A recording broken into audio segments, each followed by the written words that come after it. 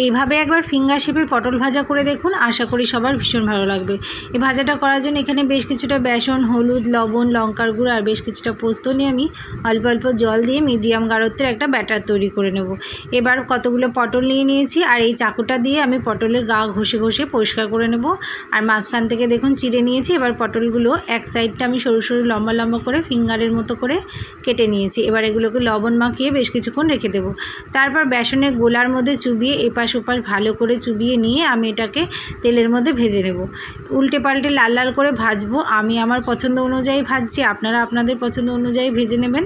এই ভাজাগুলো করার সময় গ্যাসের জোর একদমই বেশি দেওয়া যাবে না, মিডিয়াম টু লো ফ্লেমে দিয়ে আস্তে আস্তে উল্টে পাল্টে ভেজে নিতে হবে। মিডিয়াম রাখলে তাহলে দুই পাশটাই ভালোভাবে ভাজা হবে আর ভেতরটাও সুন্দরভাবে নরম হয়ে যাবে।